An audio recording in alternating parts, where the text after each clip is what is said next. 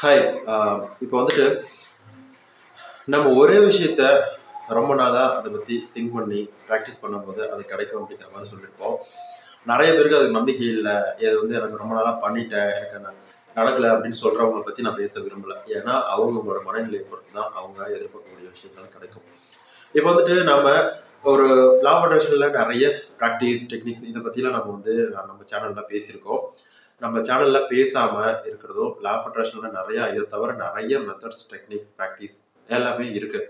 இது எல்லாமே வந்துட்டு மனசை ஒருநிலைப்படுத்துறதும் நம்ம மனசை உடல் ஆரோக்கியம் எல்லாத்தையுமே நல்லா வச்சுக்கிறதுக்காகவும் நாம எதிர்பார்த்த ஒரு நபரையோ இல்லை ஒரு பொருளையோ ஈர்க்கிறதுக்காகவும் தான் இது யூஸ் ஆகுது.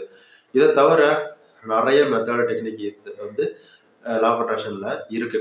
ஸோ அதில் ஒரு சில விஷயத்து எல்லாமே நம்ம டீட்டெயிலாக நம்ம சேனலில் பேசியிருக்கோம். அதுலேயே மோஸ்ட் பவர்ஃபுல்லாக இருக்கிறது அப்படின்னு பார்த்தீங்க அப்படின்னா இந்த ரைட்டிங் ப்ராக்டிஸ், அதுக்கப்புறம் இந்த விசுவலைசேஷன். இந்த விசுவலைசேஷன் அப்படிங்கிறத நாம் எதை பற்றி அதிகமாக திங்க் பண்ணுறோம், அதாவது நமக்கு எதை வேணுமோ அதை அதிகமாக நமக்கு கிடைச்ச மாதிரி திங்க் பண்ணும்போது, ஒரு கற்பனை பண்ணும்போது நமக்கு அதை உணர்வுபூர்வமாக உணரும் போது அது கிடைக்கும் அப்படிங்கிறது தான் அதோட இந்த மெத்தடோட சிம்பிள் கான்செப்ட். இது ரொம்ப பவர்ஃபுல்லான ஒரு மெத்தடு. இதை தவிர நாம் எப்படி வேற சில மெத்தட்லாம் யூஸ் பண்ணுறது, இதுக்கு எல்லாத்துக்குமே டைம் கண்டிப்பாக தேவை. நம்ம உடனே எல்லாமே நடந்துடாது, அதுக்கு கொஞ்சம் டைம் எடுத்துக்கும். இப்போ நீங்கள் ஒரு கோபத்தில் இருக்கீங்க, இல்லை ஒரு விஷயத்த செய்யணும் அப்படின்னு சொல்கிறாங்க, உங்ககிட்ட சொல்கிறாங்க, இல்லை ஒரு கோபத்துலேருந்து மாற்றிக்கோ, உடனே ஹாப்பி மூடுக்கு போ அப்படின்னா உடனே உங்களால் முடியுதா? இல்லை, அதுக்கு கொஞ்சம் டைம் எடுத்துக்குது. அது மாதிரி தான் நீங்கள் எதிர்பார்க்கக்கூடிய அந்த பொருளோ இல்லை நபரோ அவங்கக்கிட்ட வர்றதுக்கு அட்ராக்ட் பண்ணுறதுக்கு கொஞ்சம் டைம் எடுத்துக்கும்.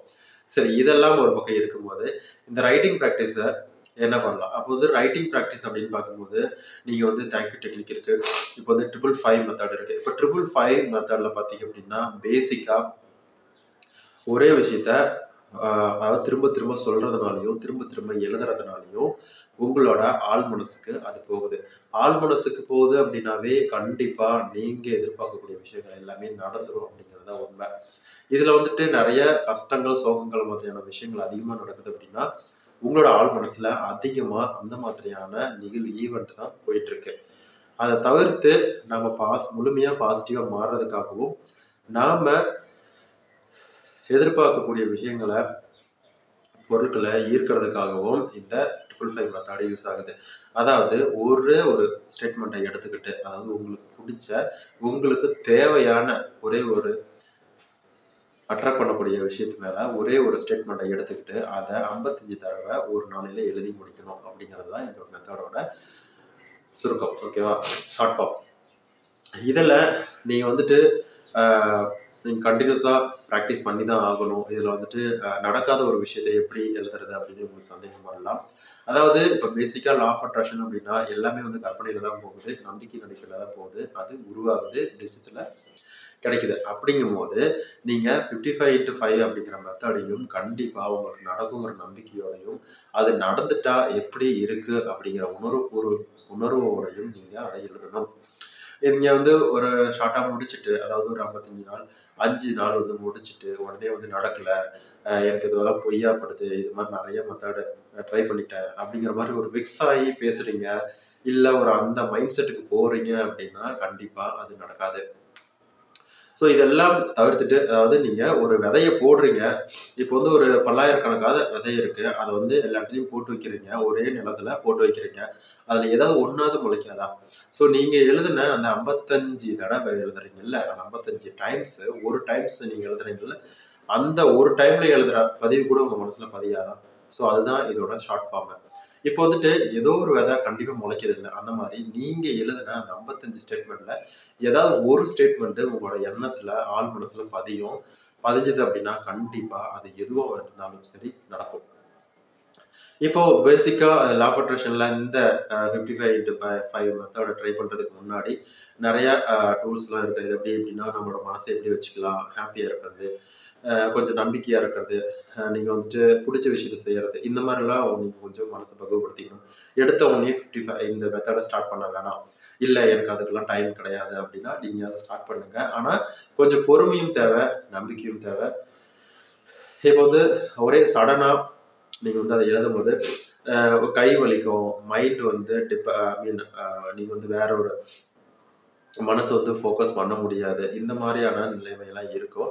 அதனால வந்துட்டு நீங்க பொறுமையா அத ட்ரை பண்ணுங்க. ஓகேவா? கன்டினியூஸா 5 நாள் பண்றது அப்படிங்கிறது ஒரு சில பேருக்கு மறந்துரும். இல்ல நேரம் தவறிரும். இல்ல வந்து சலுப்பா விட்டுருவாங்க. நான் போடா நான் பண்ண மாட்டேன் அப்படின்ட்டு. நீங்க நீங்க எதிர்பார்க்கக்கூடிய அந்த பொருள் மேல எந்த அளவுக்கு ஒரு நாட்டம் இருக்கு, எக்ஸ்பெக்டேஷன் இருக்கோ அப்படிங்கிறத பொறுத்து தான் உங்களோட ஆசையும் இந்த இடத்துல தெரியும். சரியா? ஸோ நீங்க வந்து இத ட்ரை பண்ணுங்க.